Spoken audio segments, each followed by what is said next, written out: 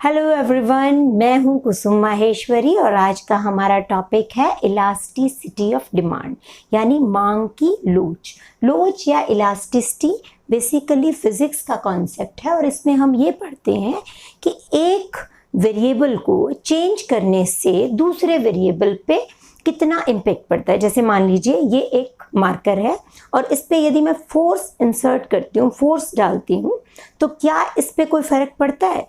ठीक है, कोई फर्क नहीं पड़ता। ये देखो, ये बिल्कुल स्ट्रेच नहीं होता। इसकी जगह यदि कोई रबड़ बैंड होता मेरे पास तो वो मैं उसको ऐसे खींच सकती थी ना, फैल जाता।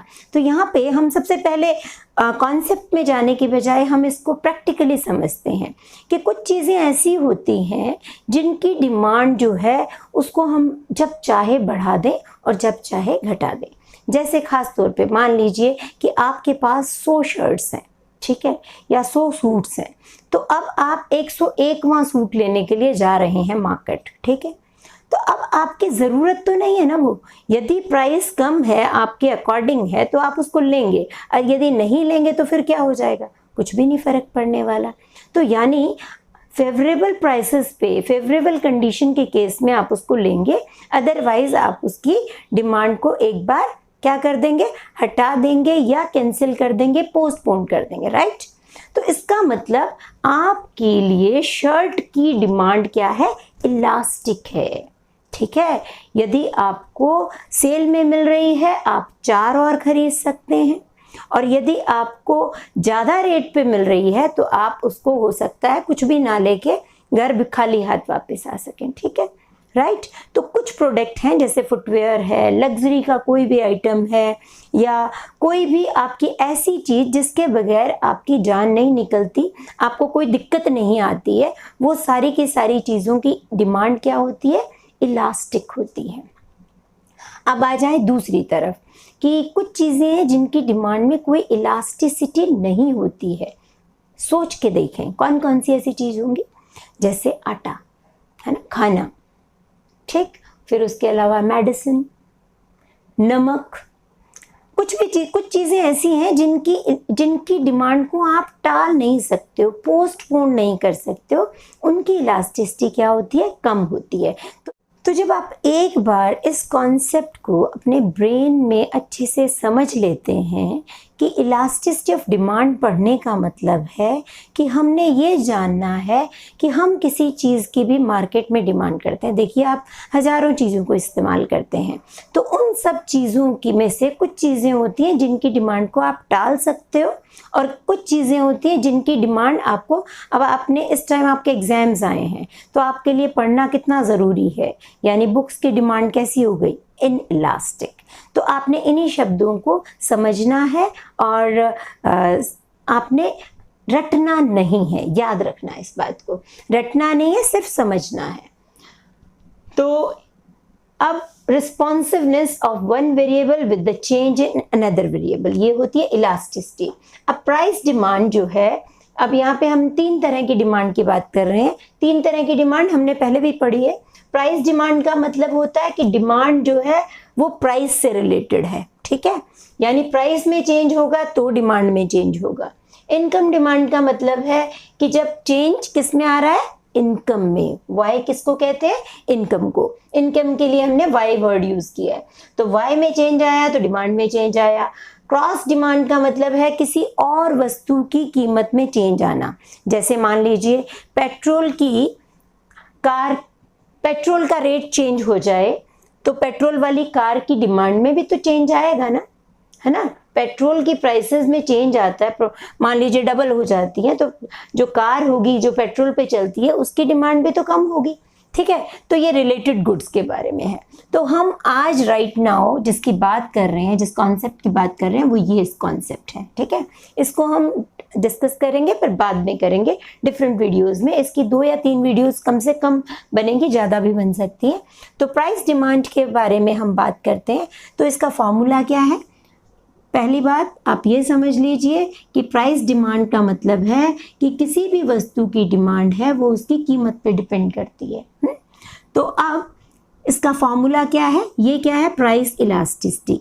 ई से हम इलास्टिसिटी को शो कर रहे हैं, और पी का मतलब प्राइस, यानी प्राइस इलास्टिसिटी का फॉर्मूला हो गया proportionate change in demand of X due to proportionate change in price of X. बेटा रटने वाले बच्चे क्या करते हैं, उल्टा लिखाते हैं, प्राइस ऑफ एक्स ऊपर लिख देते हैं, डिमांड ऑफ एक्स नीचे लिख देते हैं। इसको याद इस तरीके से रखना है कि चेंज किस में आ रहा है, प्राइस ऑफ एक्स में, तो प्राइस ऑफ एक्स नीचे रहेगा, ठीक है, डिनोमिनेटर में रहेगा। तो इसको हम खोल के लिखना चाहें तो कैसे लिखेंगे, चेंज इन क्वांटिटी, कौन सी quantity, quantity of X commodity. X कोई भी वस्तु है, नमक मान लीजिए, मेडिसिन मान लीजिए, कोई भी कमोडिटी रख लिए, उसके नीचे उसकी ओरिजिनल क्वांटिटी। ये हम पहले खरीद रहे थे जब प्राइस में चेंज नहीं हुआ, प्राइस में चेंज आने के बाद हमने इतना कंजम्पशन अपना बढ़ा दिया। नेक्स्ट आता है change, proportionate change in price of x into 100 आएगा यहाँ पे, ठीक है, प्रोपोर्शनेट है, change in price over original price, ठीक है, ये भी इनटू 100 आएगा। 100 से 100 कैंसिल हो जाएगा और हमारे पास फॉर्मूला क्या रह जाएगा, change in Q by Q into P by change in Q, right, sorry P by change in P, उल्टा हो जाएगा, ठीक। अब क्या आ जाएगा हमारे पास, अब इसको यदि हम और अच्छे से लिखना चाहें तो इसको इस तरीके से भी प्रेजेंट कर सकते हैं। तो ये हमारा फॉर्मूला हो गया किस चीज़ का, प्राइस इलास्टिसिटी का, change in quantity divided by change in price of x over original price of x divided by original quantity of x, ठीक है। तो ये हमारा फॉर्मूला है। अब बात करते हैं डिग्रीज ऑफ डिमांड की, राइट। अब इसमें क्या है, इसमें यह है कि कोई भी प्रोडक्ट, हमने डिमांड कर्व बनाया था, आपको याद होगा डिमांड कर्व किस तरह का होता है, इस तरीके का डिमांड कर्व नेगेटिवली स्लोप्ड होता है। तो यहाँ पे देखिए इस केस में क्या है, इनिशियली हमारी ये प्राइस है, OP1 प्राइस पे OQ1 डिमांड है, दिख रहा है। अब यदि इसमें इतना सा चेंज आ जाए, इतना चेंज आया प्राइस में, तो प्राइस में इतना चेंज को डिमांड में इतना चेंज आ गया, ये प्राइस में चेंज आया, प्राइस बढ़ी डिमांड घटी, ठीक है। अब ये देखो यदि इस प्राइस में जो चेंज है इसको यदि हम 1 के बराबर कहें, हम कहें कि change in price is equal to 1, तो ये क्या है, ये 1 से ज़्यादा है, और चेंज इन डिमांड क्या हो गया, ग्रेटर देन 1। तो इसका मतलब price, change in price is less then change in demand, इसका मतलब इलास्टिसिटी इज ग्रेटर देन 1।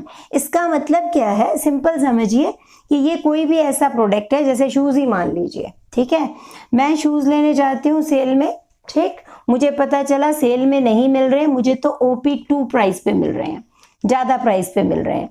मैं क्या करूँगी, 3 लेने गई थी, मैं 1 लेकर वापस आ गई, ठीक है, 1 लेकर वापस आ गई हूँ, तो नेचुरल है मैंने 2 यूनिट्स बढ़ा दी, 2 यूनिट्स घटा दी। तो इसका मतलब है कि मेरी जो शूज़ के प्रति जो डिमांड है वो कैसी है, इलास्टिक डिमांड है, तो इसलिए यहाँ पर इलास्टिसिटी ज़्यादा है। नेक्स्ट एग्जाम्पल में समझते हैं हम less than 1 elastic. Less than 1 elastic का मतलब है कि मान लीजिए शुरू में इतनी डिमांड थी OX1, ठीक, यहाँ पर OP1 प्राइस पे थी। अब क्या हुआ, प्राइस में इतना चेंज आ गया, लेकिन डिमांड में इतना ही चेंज आया, तो डिमांड कर्व कैसा होगा, बिल्कुल काफ़ी हद तक सीधा खड़ा हुआ, इसको कहते हैं स्टीप। तो स्टीप डिमांड कर्व होगा।